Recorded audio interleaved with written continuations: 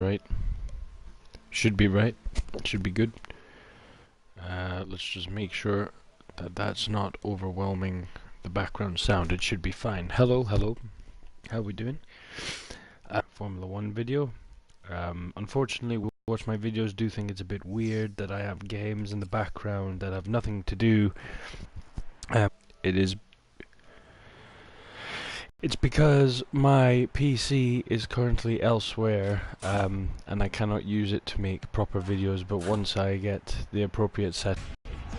Right, so I'm just going to let the game run with FIFA. I'm not going to pick a side, just going to watch some Chelsea versus Liverpool. We'll keep changing it up so you can see different players if you're into FIFA. Hopefully we see some good football. But which was going to be far more predictable, we believed, than it ended up being. I made the prediction at the start of the year that even though it could be close between Lewis Hamilton and Sebastian Vettel, that Mercedes would once again I couldn't have been more wrong with that so far. Although they for sure have one of the stronger cars, it is the Ferraris which have really taken us by storm this year. And, you know, it shocked us. It shocked us just how dominant they've been. It shocked us compared to last year that the Ferrari was so close, and you think, oh, well, that's just a line they're never going to cross, and to cross it is a big step in development. It goes to show that they're also bringing the right development to each race as well, because people think you just build a car, you're set, and then they alter the car after every race, between every race. Drivers practice, mechanics practice. Formula 1 is a seriously well-rehearsed sport. And when things don't go to scripts, that's when it gets interesting, and that's what you've got to love about Formula 1. So we talked about Mercedes, it's a small disappointment so far, Ferraris being the main excitement. Then the last race, because of a safety car, the real racers on the grid, Red Bull, won. Could have arguably had a first and second, you know, a 1-2 finish, but Max Verstappen was very careless on a pass with Sebastian Vettel. He's been receiving a lot of criticism recently, Max Verstappen. Let me just give you my views on the boy. I think Max Verstappen is a future world champion. I agree with everyone else who has praise for him. Teenagers don't come to Formula 1 and win 3 Grand Prix. That doesn't happen. You know, Seb and Lewis, all those magnificent drivers were into their 20s before, you know, when they got the first podiums, let alone when they got the first win. So for Max, it's not just that he's been given a good car, he's put it there, he's been able to put it there, and you've got to really admire that. And yeah, I was watching the qualifying yesterday, and I heard Christian Horner talking about Max Verstappen, and you know, he very much like me believes he's young, he has time to iron out his issues, and he will iron out those issues. I have no doubt about it, because at the end of the day, these guys are here because they love Formula 1, they love driving more than pretty much anything else in the world. So if Max wants to stay, he's going to have to work on his game. If not his game, then, you know, at least his professionalism and his decision making, most particularly his decision making. But like Horner said, that's the sort of thing that comes with experience, because he said Seb had the same sort of issues, Daniel Ricciardo had the same sort of issues.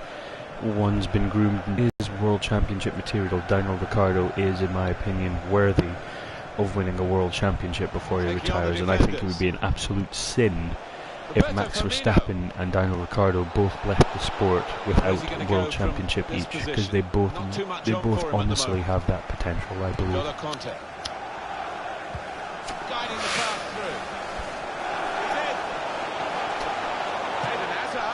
So Ferrari dominate. I think however, even though they're dominating, Mercedes are 1 point ahead on the constructors. I think a constructor's title is within the grasp of Mercedes, but I think a driver's title, we could either see it being snatched by Ricciardo, Vettel, or Hamilton, maybe even Bottas. And I'm not going to mention my favourite driver on the grid, because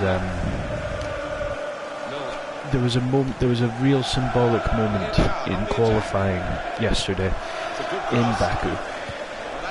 Kimi Raikkonen, bear in mind this is last minute of Q3, Kimi Raikkonen, purple first sector, purple second sector, faster than anyone, made a mistake on the last corner and cost him what could have been his first pole in, I don't know, is it 10 years, 11 years? He was that close, one mistake. And the thing is, this one mistake is something that Kimi's now been doing for 2 or 3 years. The manager turns away in disgust. He expects his man to top I know he's fast, and you know, I bet very few of the drivers on the grid could beat him on a one-on-one, but as far as title material goes, Kimi Raikkonen, out of all the front runners, is the less suited to be the world champion. And the verdict on added time is 2 minutes. I think he sort of relaxed once he won it, because that was, well, that's every Formula 1 driver's ultimate goal, is to win it. Some just have that desire and the time to expand it and do it a lot more than once. You know, if you're Michael Schumacher, just go ahead and just casually do it 7 times. But I think since Kimi won it, it's kind of been going downhill for him. You know, he got basically replaced by Alonso as the #1 driver, became a #2 driver, left, went to rally, went to snowmobiling,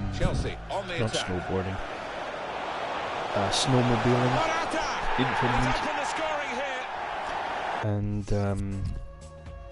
tried the rally, and then he came back with Lotus, podiums with Lotus, and now podiums with Ferrari. You cannot doubt the consistency of Kimi Raikkonen, but I do now think he lacks the cutting edge that Hamilton, Bottas, especially Verstappen and Ricardo now possess. I don't think, the reason I didn't say Vettel is because I don't see Vettel as a clinical driver. I see Vettel as a fast, consistent driver, Mr. Consistent, if you will. Hamilton is a racer. Watching Vettel is like watching a watered-down Michael Schumacher. A very much watered-down Michael Schumacher. It's still going to be pretty strong, you know, but it's been watered down. He doesn't bring the fire like a full-bodied Schumacher did to the sport, to Ferrari. Morata. Well, here comes the support. And with the resurgence of Red Bull, with the announcement that Lando Norris will be driving for McLaren next year, not Fernando Alonso, raises the question: if Mercedes have open seats, if Ferrari have open seats, if Red Bull cannot tie down Daniel Ricciardo, and Alonso is a free agent, and also consider at the same time Ricciardo has denied he wants to go to Ferrari as a #2 driver. Now, you'd assume if he could push to be given an equally competitive car, to be put on equally as good strategies as Seb, you wouldn't put it past Alonso, see Fernando returning, and finally, I don't know if he'd be able to win the World Championship this late on in his career, but some race wins I think would certainly put him back on the map, make him feel a lot better about himself, because hearing Fernando settle for 5th and say that's a good day out, it's not Fernando Alonso. You know, he used to complain about finishing 2nd or 3rd, so, and rightly so. He was an incredible driver. And I think out of him, Vettel and Hamilton, I think Alonso and Hamilton are the only ones really deserving of having multiple world championships. I think Vettel definitely deserves one of them. But how much can you really put them down to the car? You could say the same about Lewis, but then you could say Nico Rosberg was a far better driver than Mark Webber, because there's a reason why Rosberg won it. And you could say again, Hamilton had all the crashes, which I always say. I say Nico wouldn't have won it if Hamilton's car was more reliable. That's true. But if I recall, whenever Seb had issues with Red Bull, it wasn't necessarily Webber to step up, because you had Alonso in the Ferrari, you had Lewis, This could lead to a chance. It's good attacking play. Lewis in the resurgent Mercedes at Crosses the end long of towards the the Red back Bull post. dominance, but That's you the had keeper's ball. him From the moment obviously the cross at left his foot. McLaren beforehand. And Here's Fabregas. apologise for the breaks, my cigarette is not smoking very well. There was Chelsea attacking here. so you could say Nico Rosberg was deserving Cut that of being out a number with, 2 driver. sharp He movement. did it brilliantly. He went toe to toe with Lewis, Good and then vision. whenever Lewis had an incident, Rosberg was there to pick up the Christensen. pieces. And Sebo just didn't Morata. have that. But I think if This is his Ferrari game, sign this situation. Alonso, Eden Hazard. it could go either way. I don't think they'll push for a favourite either. I think it would be a matter of, who's the best in qualifying and who wins the races Turn ball. will be the world champion. And it would be nice to see Ferrari take that approach, especially if they are going to consider leaving with the new engine regulations in 2021. Wijnaldum. Obviously no one can hide the fact it would be a huge Very good forward thinking from huge Liverpool. loss Always on the for front Formula foot. One for Ferrari to drop out. But we've also got to consider the fact that engine, not just sponsors, but engines could come in from the likes of Lamborghini, Audi, BMW. I think I said Lamborghini. Well, we're playing mind games here as well as the I actual think game there of was football. another Are they big name prepared to risk considering losing stepping to in try as and well. win? Maybe We're gonna Jaguar find again. out. I think it was. It's But still you've got all these level car pegging companies in willing the to closing come in. moments. So even if Ferrari take a Had step go. back, Good work by the goalkeeper. I think with the likes of Lamborghini and Audi being in there, I think it would be a very sour note for Ferrari to not be in Formula One. And I think even if they did take a step back, it wouldn't take long for them to come back, either by popular demand This looks promising. or just the fact that they feel like they should be being competitive with the car manufacturers that are now in. Into the box it We all goes, hope along the Ferrari ground. doesn't go, because Very good they distance will to the always have clearance. potential of being good cars. Seeing red cars are beautiful. Now We're not Fabregas. saying we're bored of the red cars. Alvaro Be nice if they Morata thought of some different livery though. has to clear it. Well, the 90 minutes has been played now. But I think and the considering, referee calls a halt with the team considering all of definitely it, still level. it's going to be a good season. It's going to be a good couple of years in Formula One, without a doubt. And just one more thing, talking about those open seats. Now I mentioned on the Ricciardo attack. wouldn't want to play second fiddle at Ferrari. The only man who would have any leeway with Ferrari in negotiating that role would be Alonso. So we never talked about the open seat that'll be at Mercedes. Are we going to see a complete reshuffle? Is Bottas going to be sent to someone like Renault?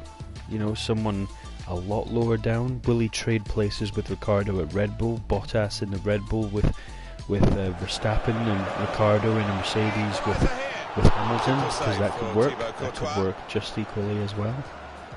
Opening them up with a through pass. And in goes Firmino Could it be a onside. chance for one of the Firmino. smaller drivers to step up? I don't think Verline will get given his fair shot. Having said that, I believe Ocon might, because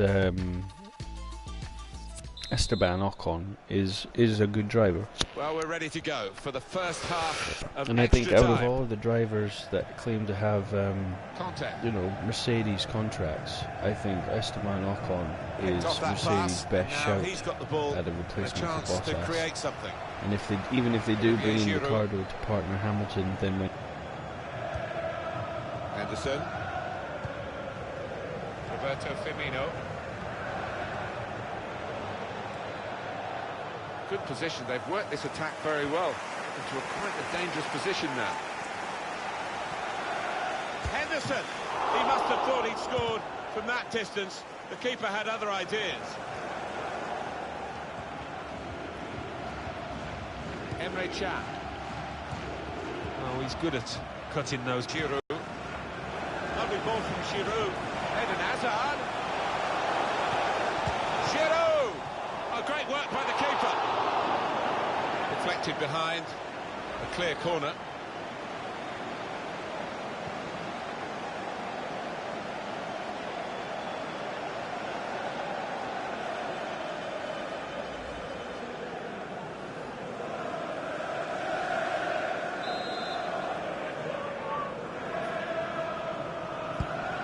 Here comes the corner.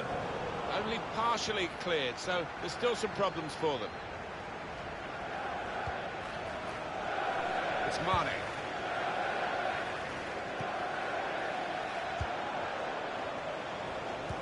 The signal's gone up for 2 minutes.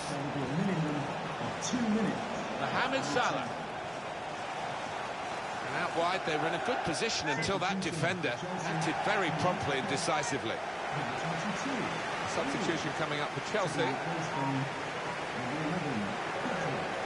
Substitution for Liverpool, coming off the pitch, number 26, Andrew Robertson. Coming onto the pitch, Jordan Henderson took it.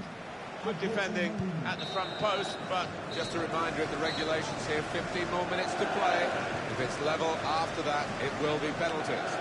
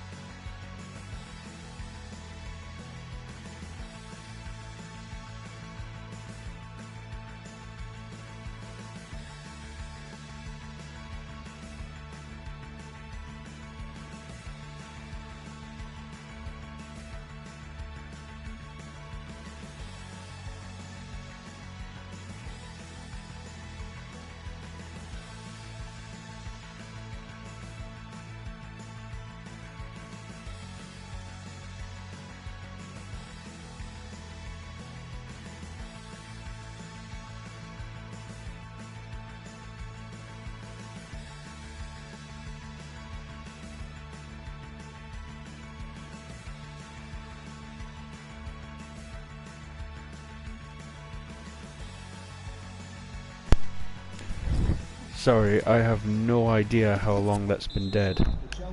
It is the start of the I'll second period of I'll just go over what I was saying. I don't know where I cut out, so I apologise for that. James Milner. But what was I saying? Now here's a Yeah, chance I to was get saying out the I see opposition. Mercedes winning the constructors. It's been a I great don't see them time. winning the driver championship.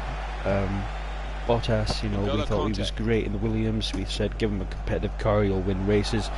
He's won one or two. I think it's one. He's won with Mercedes.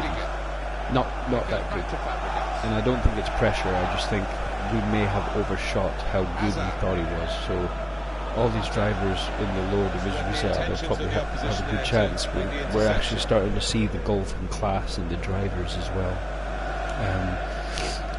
In my mind, the car between a competitive car and a non-competitive car, we're talking about a second, I think.